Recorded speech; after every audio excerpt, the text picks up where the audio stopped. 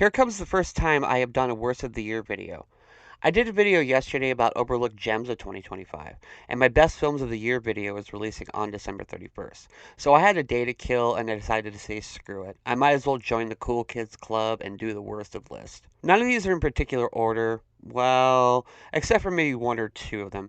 And I usually try and keep my videos PG-13, but when I talk about bad movies, I tend to get a little carried away with my language. So I think I'm likely going to cuss quite a bit in this video. Well, let's light a joint and talk about the worst films that I saw in 2025. First up, we have Rogue Elements, a Ryan Drake story.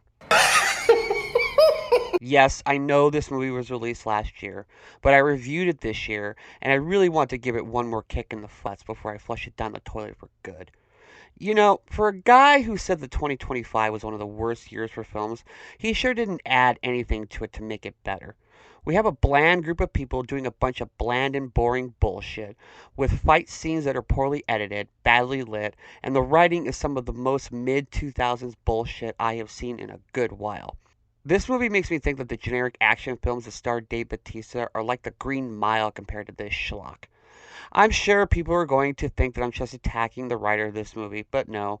If you watch my review of the film, I don't attack him once. This is just an awful, awful movie. And if he makes more, then he better learn to be a better fucking writer instead of just having constant exposition about characters I don't even know for over half of the runtime, and pace out the action sequences into something more coherent than the crap that we got here. Next on the worst list is Ad Vitam, which is a French film that I saw on Netflix very early in the year. I have a review for this on my channel. This is a kidnapping action movie that has a bland and boring main character just doing some bland and boring action movie stuff. And the villain of the film is in it so little that he wasn't given an opportunity to make a charismatic splash. And the only character you sort of like is the wife of the hero, who is the one who gets kidnapped. But the film jumps 3 different times that I can remember in time frames and ends up becoming some kind of strange mess that doesn't know what it wants to be. The other biggest issue that I had with this film is that I saw it dubbed, and it was some absolutely horrific and unforgivable dubbing. This movie fucking sucks, but it wasn't the worst action movie I saw all year. That will come soon. Next up is one of the most successful films of the year, but I don't care because I thought it was fucking awful, and that's a Minecraft movie. I understand all the memes, and I even thought the chicken jockey stuff going on in the theaters during the theatrical run was funny the first like 5 times I saw it. Then I remembered all the ushers who had to clean up all that mess. So fuck chicken jockey. You have a movie that is based off of one of the biggest games in the world that is not Fortnite or Roblox, and you just start a story that didn't know who it wanted to be the main character. The only person who was fun in this film was Jason Momoa, and I think that's because he understood the assignment and decided to make it as hammy as he possibly could. But the brother and sister were boring and could have easily been combined into one character. They have no dynamic. The real estate agent that tags along has no purpose to the story whatsoever, not even comic relief. And Jack Black should not have been cast as Steve. The CGI was mid as fuck for me, and I just despised this movie. I know it was one of the biggest successes of 2025, and I'm glad people enjoyed it. Next is the turd sandwich known as The Electric State. Holy shit, this movie is bad. This movie rips off so many much better films, and has no discernible identity of its own. How can we have a movie with so much talent in front of and behind the camera, and they still fuck it up? The villains were played by Stanley Tucci and Giancarlo Esposito. So how the fuck did they fuck this up so badly? There is no soul in the design of this picture. It may look fine on a visual level, but it feels like a script and structure that could have been thrown into ChatGPT. The dialogue is awful. The 2 lead heroes have no organic chemistry. The music is manipulative, and the biggest problem is that the film is just so goddamn boring.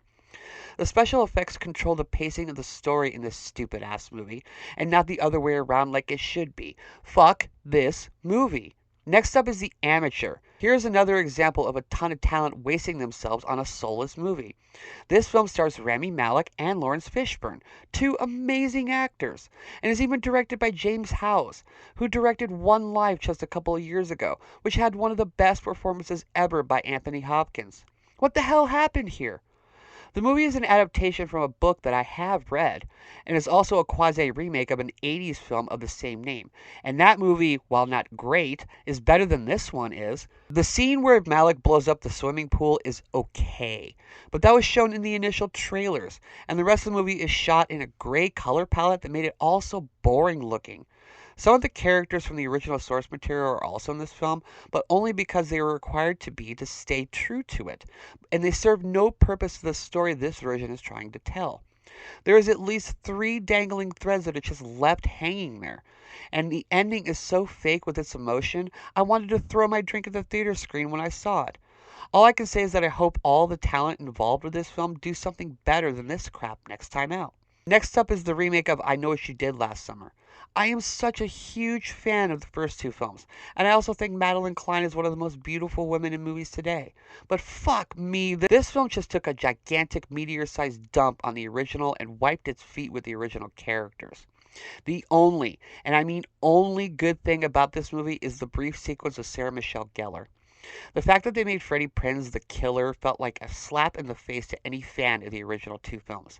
And for new fans of the series, he isn't in the film enough for the reveal to have a shock to it.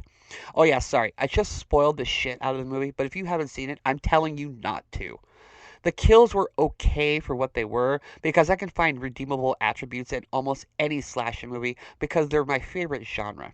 But the A plot is so badly written and so badly paced, and there isn't even any fun head games from the fishermen like there were in the original. I already vented about this movie when I reviewed it earlier this year, and I think I'm done talking about this film for good. I still have not seen the post-credit scene because I angrily walked out of the theater right when the movie ended because fuck this fucking goddamn movie. Next up is Fear Street Prom Queen. Remember how I said 3 sentences ago that I can find redeemable attributes in almost any slasher movie? Well, this is the exception to that. There is nothing redeeming about this film, except I guess some of the girls are kinda cute. The killer's outfit is so basic and boring. The kills are unimaginative and dull. The plot is so much an 80s film, it goes up its own ass and comes back out of its mouth as a modern film. It takes place in the 80s, but it has a 2025 mindset. The final girl is fucking boring, her rival is even worse, and the reveal of the killers is so overly convoluted for absolutely no reason. This is one of the worst slashers I've seen in a number of years. It doesn't even have the charm and camp value that make B-rated slashers good like My Bloody Valentine. It's just a soulless corporate movie, which is not what made slashers succeed. They succeeded because they were so anti-establishment. This movie sucks my fucking ass cheek. Next up is The Conjuring Last Rites. I have nothing really to say about this movie for two reasons. One, I think The Conjureverse is one of the most overrated series in recent times, so it wasn't for me to begin with. And second, I fell asleep about 60% of the way through for about 20 minutes because it was so boring. When I woke up, they were having some kind of exorcism spell war thing with weird camera cuts and shifts. And since I didn't care what was happening, I started studying the types of candy that people were eating that were sitting around me. I was trying to guess what they had based on the sounds they were making. That's about all I have to say about this dull ass movie. I hope the series is truly over because I've been done since Annabelle. Next up is Brideheart.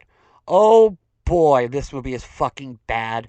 Remember when Stephen Dorff was cool in Blade? Remember when Anna Klumsky had a bright future ahead of her? It's sad, isn't it? Now they are stuck in a vanity project from the people behind Pitch Perfect, where every action sequence is shot either behind the back or overhead so we don't see that it isn't really Rebel Wilson doing the fighting.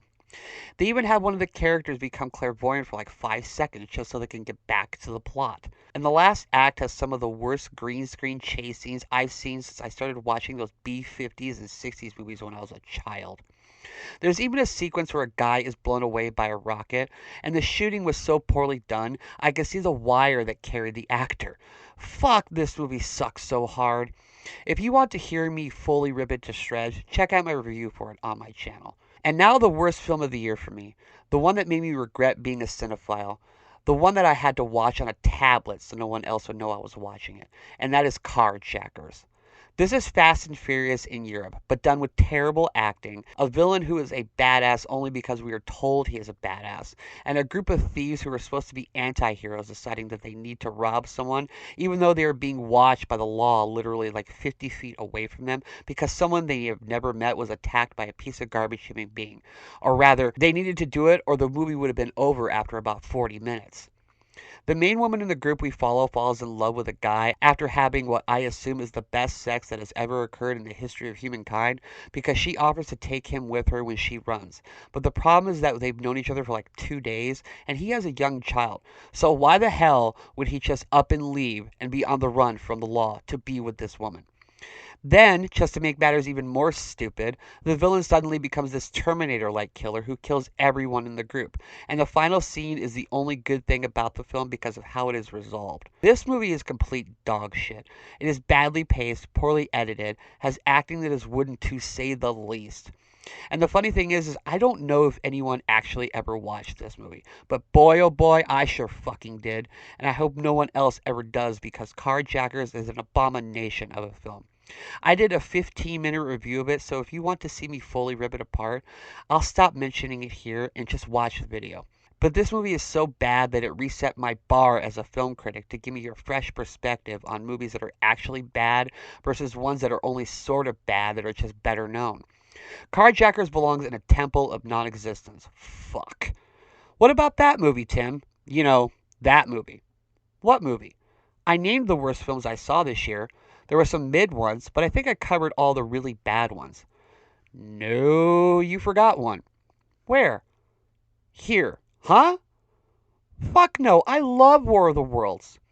Yes, in case you were wondering why I didn't put this at the top of my list or anywhere on my list, it's because this is one of the best bad movies I've seen in probably over 5 years, maybe even 10.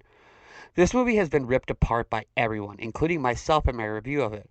But if you watch that review, I go into all the reasons I love this movie. I am a psychopath who loves great bad movies. So while I am not going to put this film on the worst films of the year list, I will give it the inaugural Lifetime Achievement Award for total abhorrence. And I'm sure we'll hold this award for many years, maybe even until we reach the heat death of the universe. But I'm okay with that. I may just go watch this film for a third time right after I do this video. And there is a list of my worst films of the year. What travesties did you see this year and why did you see them? Let me know if you saw any of the bowel movements I talked about in this video down below, please. And that is the video. Thank you so much for watching. If you like this, please like and subscribe. Here's links to my other videos. Follow me on social media if you like. And until next time, I am Ghost.